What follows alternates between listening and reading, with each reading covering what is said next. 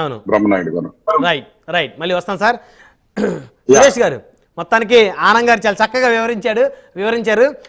పొగిడే వ్యక్తులు ఎవరైతే ఉన్నారో అధినాయకుడు కానీ పార్టీ అధిష్టానం కానీ పొగడతలతో ముంచెత్తే వాళ్ళని ఖచ్చితంగా దూరం పెట్టాలి. ఎవరైతే తప్పుల్ని ఎత్తి చూపుతూ ఎప్పటికప్పుడు అప్రమత్తం చేసేటువంటి కార్యకర్త అయినా నాయకుడైనా ఖచ్చితంగా వారి అభిప్రాయాలను తీసుకున్నప్పుడే ఆ పార్టీ కానీ ఆ నాయకత్వం కానీ ముందుకు వెళ్తుందని. సో ఏమంటారు? 100% నిజమండి అది. ఎందుకంటే ఏదో పొగుడుతూ ఉంటారంటే ఆ క్షణానికి ఆ యొక్క నేత యొక్క మెప్పు పొంది ఏదో లబ్ధి పొందడానికి పొగుడుతూ ఉంటారు. వాళ్ళకి ఏదైనా అవసరం వస్తే ఇంకొక దగ్గర నుంచి లబ్ధి వస్తే మనకి ఎన్నుపోటు పొడిచి కూడా వెళ్ళిపోతారు. అది పెద్ద ఆయన చెప్పింది అది నిజము. కాకపోతే సార్ ఇప్పుడు మీకు ఇంకొక విషయం చెప్పదలుచుకున్నాను. అక్కడ చిట్టిబాబు గారు ఎనలిస్ట్ అని అంటారు. చిట్టిబాబు గారు ఒక ప్రధానంగా ఒక మాట చెప్పారు. ఇప్పుడు మంచి అవకాశం వచ్చింది చంద్రబాబు నాయుడు గారికి, పవన్ కళ్యాణ్ గారికి కేంద్రం మెడలో ఉంచేయండి అని, లేదంటే అల్లది మనకు ప్రత్యేక హోదా తెచ్చేయండి అని, స్టీల్ ప్లాంట్ ఏదో చేసేయండి అని, రైల్వే జోన్ కావాలంటే వీళ్ళు ఇప్పుడు మీరు పెట్టిన సబ్జెక్ట్ ఏంటి? కార్యకర్తలకి జగన్మోహన్ రెడ్డి దూరంగా ఉన్నారా, ఎందుకు ఓపెన్ గా వచ్చి నాయకులు మాట్లాడుతున్నారు? మీరు పెట్టిన సబ్జెక్ట్ కి మేము సమాధానం మీకు చెప్తాం. కానీ ఆయన ఏం మాట్లాడతారంటే వాళ్ళు చూడండి, ఈ రోజు కాదు రేపు ఎల్లుండు ఇక మొత్తం డిబేట్ లో మాట్లాడే మాటలు వీళ్ళు ఇవే. కేంద్రంకి మెడలు వంచండి చంద్రబాబు నాయుడు గారు, పవన్ కళ్యాణ్ గారు ఇక్కడ ఆ యొక్క సపోర్ట్ విరమించుకున్నంత మాత్రం నితీష్ కుమార్ ఇచ్చేస్తారా వీళ్ళతోనే? ఒకవేళ వీళ్ళిద్దరూ వదిలిస్తే వాళ్ళు నెంబర్ ఇంకా సెట్ చేసుకోలేదు అనుకుంటున్నారా? మోదీ గారు ఏమైనా అమాయకులు అనుకుంటున్నారా? అమిత్ షా గారు ఏమైనా అమాయకులు అనుకుంటున్నారా? ఇలా రెచ్చగొట్టే లాస్ట్ టైం ప్రత్యేక హోదా ఇవ్వడం కుదరదు, ప్రత్యేక ప్యాకేజీ తీసుకోండి, దీనికి ఎంత దాన్ని లెక్క కట్టి మీకు ఎంత కావాలో అడగండి అని చెప్తే దాన్ని చంద్రబాబు నాయుడు గారు ఒక మాట అడిగిగా ఇంత కావాలి, 2,000 కోట్లు కావాలి, ఇన్ని సంవత్సరాలు మాకు ట్యాక్స్ రాయితీలు కావాలని చెప్పి అడగంగానే ఈ వైసీపీ నాయకులు రాత్రి హడావుడి చేస్తారు. వెంటనే చంద్రబాబు నాయుడు గారికి వీళ్ళకి భయపడి వెంటనే దానికి కూడా కామ్ అయిపోవడం వల్ల జరిగిన నష్టం ఆంధ్రప్రదేశ్ కి ఇంత. వీళ్ళు మళ్ళా కూడా వైసీపీ నాయకులు ఇదే పని చేస్తారు. మీరు ఇప్పుడు అడగొచ్చు కదా, మీరు పక్కకు వచ్చేస్తే ప్రధానమంత్రి కింద పడిపోతారు కదా. నరేంద్ర మోడీ ఏమంత అమాయకుడు కాదండి, నెంబర్ ఆల్రెడీ సెట్ అయింది, ఎవడున్నా లేకపోయినా వాళ్ళు చేయాల్సింది వాళ్ళు చేస్తారు. కానీ ప్రజాస్వామ్యంలో మన హక్కులు మనం అడగాల్సిన బాధ్యత ఉంది. నువ్వు ఫుల్ సపోర్ట్ నరేంద్ర మోడీ చాలా బలంగా ఉన్నాడు కాబట్టి మేము అడగలేదా? నువ్వు అడగాల్సిన బాధ్యత ఉందా లేదా? 5 సంవత్సరాల్లో పార్లమెంటరీలో ఏం మాట్లాడారు మీ ఎంపీలు? ఏం అడిగారు? ఎప్పుడైనా అడిగారా? ఒక్కసారైనా జగన్మోహన్ రెడ్డి ప్రధానమంత్రి దగ్గరికి వెళ్ళి వస్తాడు, ఒక చిన్న నవ్వు వచ్చేసాడు తప్ప లోపల ఏం మాట్లాడాడు? కానీ ఢిల్లీలో ఒక ప్రెస్ మీట్ ఎప్పుడైనా ఇచ్చారా? ఏం మాట్లాడతారు చిట్టుబాబు గారు? మీరు ఇంటలెక్చువల్ మేధావి వర్గం నుంచి వచ్చారు, జర్నలిస్ట్ అంటారు, డైరెక్ట్ గా అటాక్ చేస్తారు జగన్మోహన్ రెడ్డి. మీరు గెలిచారు కదా, ఇప్పుడు మీరు ఏం చేస్తారు? పోలవరం కట్టేయండి. ఏం కట్టేస్తారు?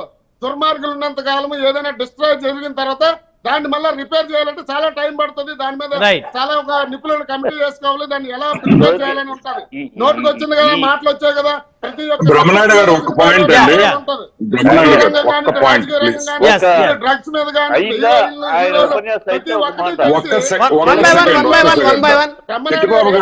చిట్టబాబు గారు నేను ఆ విధంగా మీ మీద మాట్లాడకూడదు. I apologise. ఎందుకంటే నాకన్నా మీ వయసులో పెద్దవాడు. I'm sorry. మేబీ నేను ఒకవేళ లైన్ క్రాస్ చేస్తుంటే మై సిన్సియర్ అపాలజీస్. మన కేంద్రంతో సఖ్యతగా ఉండి మనకి పోలవరం కంప్లీట్ చేసుకోవాలి, రైల్వే జోన్ తెచ్చుకోవాలి.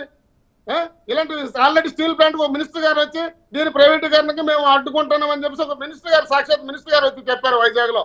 ఇలాంటివన్నీ చూడకుండా 10-15 రోజులు కూడా కాకముందే అల్లవి ఇచ్చావా, ఇల్లు తెచ్చావా, మీరేం చేశారో తెలీదు, ఎక్కడ అప్పులు తెచ్చారో తెలీదు. గవర్నమెంట్ ఎంఆర్ఓ ఆఫీసులు, సచివాలయాలు ఎక్కడ సెంటు భూమి లేకుండా ప్రతి ఒక్క భూమి పెట్టి తనఖా పెట్టి డబ్బులు తెచ్చేసి ఇప్పుడు ఏమి చేయలేదంటే చేస్తారు. ఆగండి, లెక్కలు చేయాలా? మీలాగా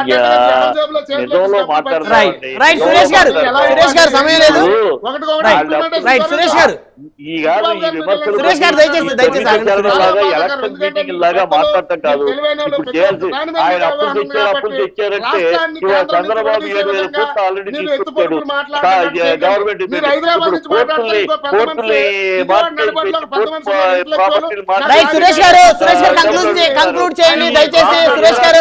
మన ప్రధాన చర్చ కార్యకర్తలను విస్మరించిన పార్టీ పతనం అవుతుంది, అందులో ఎలాంటి డౌట్ లేదు అనేది. అయితే ఇప్పుడు వైసీపీ పరిస్థితి పక్కన పెడితే ఇప్పుడు తెలుగుదేశం, జనసేన, బీజేపీ కూటమిలో కార్యకర్తలకు న్యాయం జరుగుతుందా? రైట్ సురేష్ గారు దయచేసి ఆగండి. చిట్టిబాబు గారు కంక్లూజన్ ఇవ్వండి, మీరు కంక్లూజన్ ఇవ్వండి. ఇంకా అదే కథ పెట్టుకుని ఎన్నాళ్ళు కాలం గడుపుతారు? ఇప్పుడు అయిపోయింది. వాళ్ళు చేశారు తప్పులు, ఆ తప్పులు చేయబట్టేగా ప్రజలు ఇన్నారు. ఆయన చెప్తారు వాళ్ళు హోమ్ మినిస్టర్ మాట్లాడారు, అవన్నీ చేయలేదనే ప్రజలు వాళ్ళని ఓడించింది. అవి చేయలేదు, మళ్ళీ ఆ తప్పులు మీరు చేస్తారా? వాళ్ళు చేయలేదని ప్రజలు తప్పులు ఓడించారు, పంపించేశారు, ఇంట్లో కూర్చోబెట్టారు. మరి ఆ తప్పులు మీరు చేస్తారు, అవి చెయ్యొద్దని చెప్తున్నా. పరిపాలన మీద దృష్టి పెట్టండి. ఇంకా ఆ జపాలు మానేయండి, అయిపోయింది. ఎన్నికలప్పుడు మాట్లాడాల్సింది వాళ్ళు చిట్టిబాబు గారు 1 minute అండి. ఫర్ ఎగ్జాంపుల్ మీరు అడిగిన క్వశ్చన్ కి తెలుగుదేశం పార్టీ కార్యకర్తల్ని ఏ విధంగా చూసుకుంటుంది అనే దానికి ఈ రోజు ఆల్రెడీ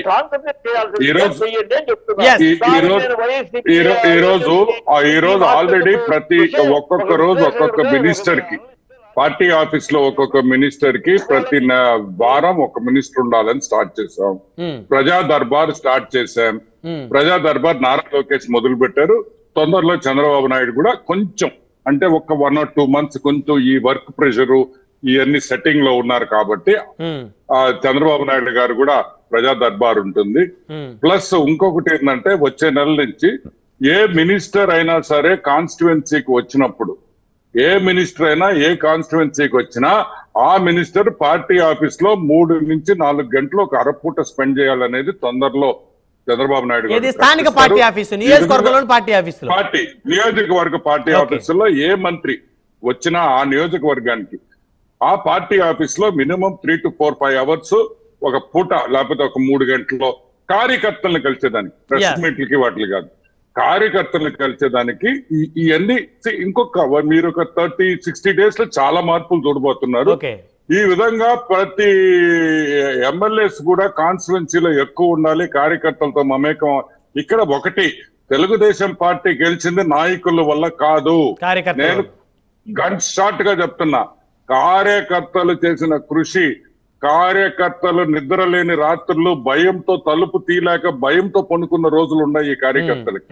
ఈ రోజు ఒక్కొక్క కార్యకర్త నేను ఎవరిని చూసినా అన్నా నా మీద 12 కేసులు, 2 307లు. నిజంగా ఒక్కొక్కసారి వింటుంటే ఏమి లైఫ్ రా వెళ్ళదు అనిపిస్తుంది. వారానికి ఒకసారి కోర్టుకు పోవాలి, హాజరు కావాలి.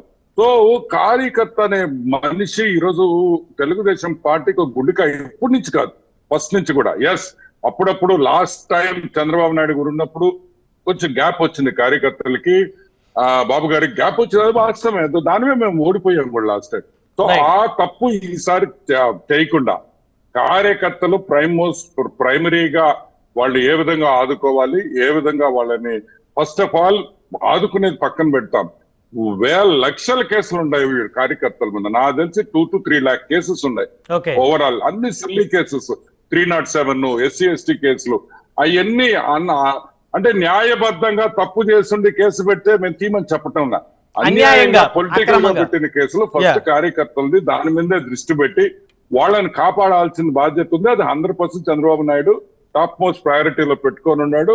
ఈ దొంగ కేసులు పెట్టిన కార్యకర్తలందరినీ బయటకు తీసుకొని వస్తాం, వాళ్ళని కాపాడుతాం. అది మా ప్రైమరీ డ్యూటీ. రైట్. ఇంకొక చిన్న అంశం ఆనంద్ గారు, జగన్మోహన్ రెడ్డి గారు ఈ మధ్య కాలం, చిట్టిబాబు గారు నెక్స్ట్ మీ దగ్గరికే వస్తాను, వారితో మాట్లాడి మీ దగ్గరికి వస్తాను. పాపాలు పండుతా ఉన్నాయి, శిశుపాలుడి పాపాలు పండినట్టు పాపాలు పండుతా ఉన్నాయి అనేటువంటి వ్యాఖ్య పదే చేస్తా ఉన్నారు. అంటే ఏంటి 40 రోజులు ఏం పాపాలు పండుతాయి? ఇప్పుడు కాదు బ్రహ్మన్న, ఇప్పుడు ప్రెగ్నెంట్ అయింది అమ్మాయి, ప్రెగ్నెంట్ అయింది, మా నెల్లూరు భాషలో అమ్మాయి నీళ్లు పోసుకుంది. బిడ్డ పుట్టక ముందరే పాపాలు పండినాయి అంటే ఇంకా పురుడులో ఉన్నప్పుడే పాపాలు వచ్చేస్తే ఇంక మనం ఏం చేయగలుగుతాం? ఇప్పుడు గవర్నమెంట్ వచ్చి not even 35 days, 1 month cross అయింది. అసలు వాట్ ఏంది, అసలు ఓవరాల్ ఏంది, అసలు ప్రీవియస్ గవర్నమెంట్ ది ఏంది, దీన్ని ఎలా ముందుకు తీసుకుపోవాలి, దానికి ఒక 2 months పడుతుంది గవర్నమెంట్ కి. ఫైనాన్షియల్ సిచ్యువేషన్ ఏంది, ఫిజికల్ సిచ్యువేషన్ ఏంది, ఇప్పుడు లోన్స్ ఏంది, రీపేమెంట్స్ ఏంది. ఇప్పుడు లోన్లు ఆల్రెడీ స్టేట్ డెట్ సైకిల్లోకి వెళ్ళిపోయింది, డెట్ సైకిల్లో అప్పుల సైకిల్లోకి వెళ్ళిపోయింది. ఇప్పుడు చంద్రబాబు నాయుడు అప్పు తీసుకోకుండా ఎట్లా నడపగలుగుతా గవర్నమెంట్? నడపలేము. ఎందుకంటే ఎవ్రీ ట్యూస్డే మీకు అలవాటు చేసేస్తున్నారు. ఇన్కమింగ్ తక్కువ, అవుట్ గోయింగ్ ఎక్కువ అయిపోయింది. అవుట్ గోయింగ్ ఎక్కువ ఉన్నప్పుడు అగైన్ ఇప్పుడు ఏం చేయాలి? ఇప్పుడు that is the reason Chandrababu Naidu ఇప్పుడు 2వ సారి ఢిల్లీకి పోయింది. ఎందుకు పోయారు? ఫిజికల్ కండిషన్ బాగలేదు, financial condition of the state బాగలేదు సార్. మమ్మల్ని ఆర్థికంగా మీరు కొంచెం వెసులుబాటు ఇస్తే మళ్ళీ మేము ఈ ఇండస్ట్రీస్ ఇది ఏ విధంగా మళ్ళీ ఆ ఎకానమీ రివైవ్ చేసుకోవడం దాంట్లో మేము ఉంటాం, ముందుంటాము, మమ్మల్ని హెల్ప్ చేయండి అని రైట్ చేతులు పట్టుకునే పరిస్థితుల్లో ఉంది ఈ రోజు మన పరిస్థితి. రైట్. అంతకుముందు జగన్మోహన్ రెడ్డి గారు ఆ పని చేయలేదా? జగన్మోహన్ రెడ్డి గారు సెంట్రల్ గవర్నమెంట్ రిక్వెస్ట్ చేసే ప్రయత్నం చేయలేదంటారా? ఏది ఎవరంటారు? మీకు ఒకటి అర్థం కావటం లేదు. ఇట్ ఇస్ నాట్ అంటే జగన్ చేయలేదని కాదు, మనం అప్పుల సైకిల్లోకి వెళ్ళిపోయాం. అవును అవును ఈ రోజు అప్పుల సైకిల్లో ఉన్నాం. అది అంత ఈజీగా అప్పుల సైకిల్ నుంచి బయటకు రావడం అంత ఈజీ కాదు. ఈ రోజు అందరూ అనుకుంటారు చంద్రబాబు నాయుడు గెలిచాడు, ముఖ్యమంత్రి అయ్యాడని. నేనేమంటానంటే ఈ రోజు చంద్రబాబు నాయుడు గారికి ముళ్ళ కిరీటం ఉంది పైన, మామూలు కిరీటం కాదు అది. Right right. చిట్టిబాబు గారు ఇప్పుడు చెప్పండి. చిట్టిబాబు గారు అధికారం వచ్చి 40 రోజులు కాలేదు, అప్పుడే అవి చేయాలి ఇవి చేయాలి ఆరోపణలు. సంపద సృష్టిస్తాను, నేను అప్పులు చేయను అని చెప్పాడు ఆయన. అప్పులు కాదు సంపద. ఆ సంపద సృష్టించేది ఏం చేయబోతున్నారో చూద్దాం, వేచి చూద్దాం. ఆయన చెప్పాడు ఇమ్మీడియట్ గా 40 రోజులు ఉంటారు, వేచి చూద్దాం. నేను అనేది ఏంటంటే అయిపోయింది ఇవాళ. ఇప్పుడు ఇందాక ఆనంద్ గారు చెప్పిన మాటలు కానీ వాళ్ళు చెప్పి ఆయన జనసేన ఎన్ని ఎలక్షన్ లో 3 మాట్లాడి 6 నెలలు ఆగాము, అందరూ మాట్లాడారు. ఆ రోజు కూడా డిబేట్ లో నేను ఇదే మన ఛానల్లోనే వాళ్ళ అరాచకాలను వైఎస్ఆర్సీపీ అరాచకాన్ని ప్రశ్నించింది, ఖండించింది ఉన్నాయి. కనుక ఇవాళ ఆ రోజు ఖండిస్తాం, ఈ రోజు ఖండిస్తున్నాం. కానీ ఆ రోజు ఖండించినప్పుడు మీరు సంతోషించారు, ఈ రోజు ఖండిస్తే మమ్మల్ని అది అంటారా అన్న ఆదేశాలు నమ్మారు, మిమ్మల్ని గెలిపించారు, మిమ్మల్ని అధికారం పెట్టారు. వాళ్ళు చేసిన తప్పులకే వాళ్ళని పక్కన 11 కూర్చోబెట్టారు. ఇది అయిపోయింది. ఇంకా చర్మించడం లాగా వాళ్ళని మేమిది కాదు. ఇవాళ ప్రజలు ఎదుర్కొంటుంది. మీరు చెప్పారు కదా ఇది అధపతాలని వెళ్ళిపోయింది, అన్ని ఆర్గనైజేషన్స్ కుంటుపడిపోయి అన్ని అస్తవ్యస్తగా ఉన్నాయి, అవి సర్దిద్దాలి అని ఎదురు చూస్తున్నారు. దానికి స్పెషల్ స్టేటస్ అనేది ఎందుకు అంటున్నాం? స్పెషల్ స్టేటస్ అనేది అందరూ కోరట్లా. తెలుగు వైసీపీ వాడు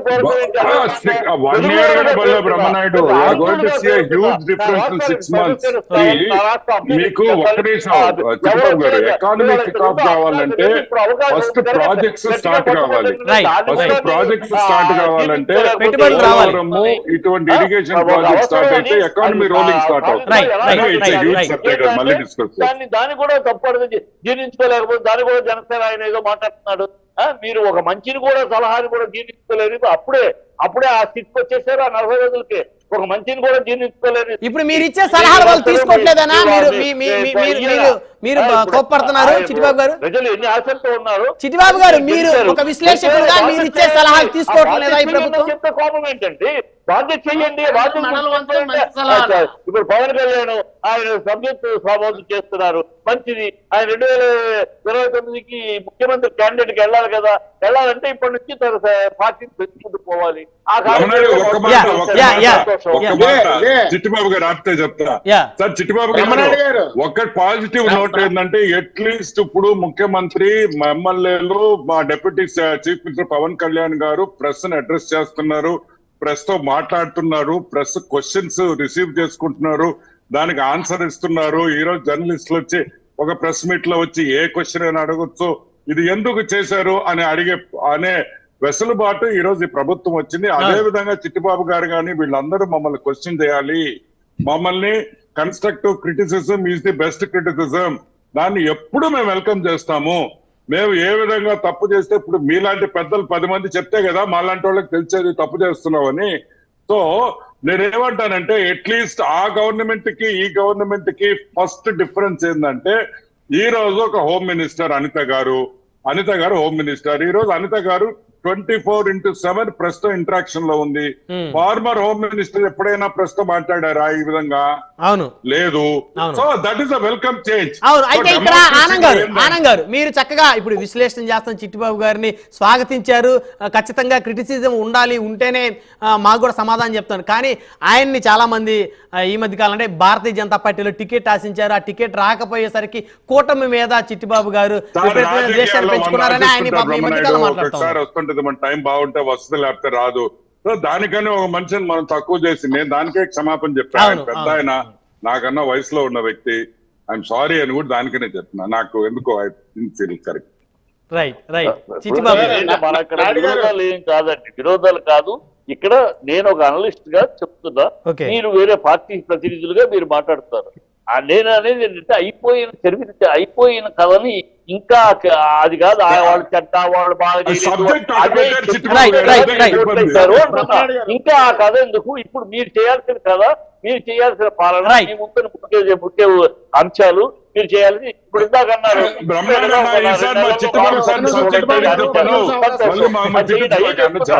స్పెషల్ స్టేటస్ కావాలి, దానికి ఏం సురేష్ గారు ఏం చేస్తారు? అవకాశం చిట్టిబాబు గారు ఆగండి దయచేసి ఆగండి. ఎందుకంటే ఆనంద్ గారు ఈ రోజు వాస్తవం చెప్పాలి అంటే ఆ వైఎస్ఆర్ కాంగ్రెస్ పార్టీ నుంచి గళాన్ని వినిపించే వాళ్ళే బయటికి రావటం లేదు. ఒక్క నిమిషం అండి చిట్టిబాబు గారు, ఒక్క నిమిషం ఆగండి. 1 by 1 ఆనంద్ గారు, వైఎస్ఆర్ కాంగ్రెస్ పార్టీ నుంచి గళాన్ని వినిపించడానికి ఎవరు ముందుకు రాని పక్షంలో ఈ ప్రభుత్వాన్ని, ప్రతి ప్రభుత్వాన్ని ఖచ్చితంగా ప్రశ్నించాలి లోపాలని. కానీ చిట్టిబాబు గారు లాంటి వ్యక్తులు ఈ రోజు ప్రశ్నిస్తా ఉన్నారంటే ఖచ్చితంగా ఆయనకు మనం అవకాశం ఇవ్వాలి అనేది నా అభిప్రాయం. 10 seconds. నేను అనేది ఏంటంటే ఆనంద్ గారు, ఇప్పుడు అయిపోయింది, మీరు అది వద్దు చేయింది. ఇప్పుడు మనకు అవకాశం ఉందా లేదా? గతంలో లేదు కదా ఇలాంటి అవకాశం.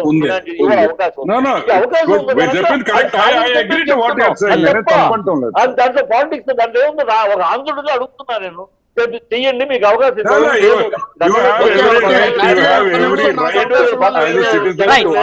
సమయం లేదండి, సమయం లేదు. సురేష్ గారు కంక్లూజన్. సురేష్ గారు సురేష్ గారు జనసేన పార్టీ, ఇంకా చిట్టిబాబు గారు దయచేసి ఆగండి. సురేష్ గారు, జనసేన పార్టీ ఈ రోజు 21 స్థానాలు సాధించిందంటే ఖచ్చితంగా కార్యకర్తలు పవన్ కళ్యాణ్ గారిని అంటిపెట్టుకొని, కవచం లాగా అంటిపెట్టుకొని ఉండబట్టే ఈ రోజు జనసేన పార్టీ కూడా అద్భుతమైనటువంటి విక్టరీ పోటీ చేసిన ప్రతి స్థానంలో సాధించింది. అయితే మరి ఆ కార్యకర్తకి న్యాయం జరుగుద్దా? ఎందుకంటే ఆ కార్యకర్తకి న్యాయం జరగకపోతే వైసీపీ పరిస్థితి ఏమైందో అనేదాన్ని ఖచ్చితంగా అందరూ దృష్టిలో ఉంచుకొని జనసేన కోసం కష్టపడ్డ ప్రతి కార్యకర్తకి మీరు టికెట్ ఆశించారు, మీకు టికెట్ రాలేదు. సో మీలాంటి టికెట్ ఆశించి భంగపడినటువంటి నాయకులకి ఖచ్చితంగా మేలు జరగాలి అని చెప్పేసి అందరూ కోరుకుంటారు. సురేష్ గారు ఖచ్చితంగా ఇంతకుముందు రెడ్డి గారు ఒక మాట చెప్పారు, అందరికీ చేయలేకపోవచ్చు, కొందరికి చేయగలుగుతారు. కానీ ఏదేమైనా కూడా మేము కార్యకర్తగానే మేము పార్టీకి నిలబడతాం. కార్యకర్తకున్న విలువ ఒక ఎమ్మెల్యే కానీ ఒక మంత్రికి కానీ ఈ పదవులు అనుభవించే వాళ్ళు ఎవరికి ఉండవండి. కార్యకర్త అనేవాడు ఎప్పుడు బలమంగా నాయకుడు, అధినాయకుడు ఇష్టపడేది కార్యకర్తలు. మేము అలా కార్యకర్తగా ఉండడానికి మేము ఇష్టపడతాం. అయితే ఒక్క మాట చిట్టిబాబు గారి గురించి చెప్పాలి. ఆయన అంటే మాకు చాలా ఇష్టం. ఎందుకంటే ఎక్కడ రాష్ట్రంలో ఏ సమస్య వచ్చినా దాని మీద గట్టిగా వాదిస్తారు, మాట్లాడతారు. కానీ ఇక్కడికి వచ్చేసరికి ఇప్పుడు ఒక పిలుపులో తేడా ఉంటది. ఎరా మీ అమ్మ మొగుడు ఉన్నాడు అనడానికి, మీ నాన్నగారు ఉన్నాడు అనడానికి చాలా తేడా ఉంది. కానీ అర్థం ఒకటే. కానీ ఇక్కడ నేను ఏమంటానంటే పవన్ కళ్యాణ్ గారు పవర్ స్టారు, ఆయన చాలా నీతివంతుడు కాబట్టి ఆయన చేయాలి. అరే పవన్ కళ్యాణ్ గారికి మంచి సన్నిహిత సంబంధాలు ప్రధానమంత్రి గారితో ఉన్నాయి కాబట్టి, రాష్ట్రం పరిస్థితి బాగోలేదు కాబట్టి ఏదో ఒకటి ఆయన వెళ్ళి మాట్లాడి మన రాష్ట్రాన్ని బాగు చేసుకుంటే బాగుంటుందని చెప్పడం ఒకలాగా చెప్పొచ్చు. ఆయన పవర్ స్టార్ కాబట్టి, ఆయన నీతివంతుడు కాబట్టి ఆయన చేయొచ్చు కదా అనడం ఒక పద్ధతి. అంటే ఆయన చెప్పే మన మనిషిగా చెప్పాలి, రాష్ట్ర మనిషిగా చెప్పాలి తప్ప సన్నాయి నొక్కుడు మాటలు మాట్లాడడం, కేంద్రం దూరంగా చేయాలని ఆలోచన చేయడం. వాళ్ళు ఏమంటే బ్రహ్మనాయుడు గారు ఒక మాట అడుగుతాను, చంద్రబాబు నాయుడు గారు పవన్ కళ్యాణ్ గారు సపోర్ట్ వెనక్కి తీసుకుంటారు, నితీష్ కుమార్ గారు తీసుకుంటారని చిట్టిబాబు గారు హామీ ఇస్తారా? సరే నితీష్ కుమార్ గారు కూడా తీసుకుంటారు, వాళ్ళకి సంబంధించిన ఫిగర్ ఆల్రెడీ వాళ్ళు సంపాదించుకున్నారు అన్న విషయం చిట్టిబాబు గారికి తెలుసా తెలీదా? అంటే రేపొద్దున వైఎస్ఆర్సీపీ కూడా మద్దతు ఇవ్వచ్చు, వైసీపీ ఎంపీలు కూడా మోదీ గారికి మద్దతు ఇవ్వచ్చు వీళ్ళు కనుక వెనక్కి తీసుకుంటే. చర్చల ద్వారానే జరుగుతాయి. మన యొక్క పరిస్థితిని వాళ్ళకి వివరించుకొని పవన్ కళ్యాణ్ గారు ఉన్నారు కాబట్టి సమయం లేదండి. ఏది ఏమైనప్పటికీ కూడా సురేష్ గారు సమయం లేదు. కార్యకర్తకి ఖచ్చితంగా అందరూ అండగా ఉండాలి. ప్రతి పార్టీ ఆ పార్టీకి కోసం పనిచేసిన కార్యకర్తని కాపాడుకుంటేనే ఆ పార్టీ భవిష్యత్తు ఉంటుందనేది ప్రధానంగా మన చర్చ యొక్క ప్రధాన అజెండా. ధన్యవాదాలండి. చర్చలో పాల్గొన్నందుకు ఆనం వెంకటరమణారెడ్డి గారు, తెలుగుదేశం పార్టీ సీనియర్ నాయకులు, తిరుపతి నుంచి చిట్టిబాబు గారు, రాజకీయ విశ్లేషకులు మొరాబ్ సురేష్ గారు, జనసేన పార్టీ గజపతి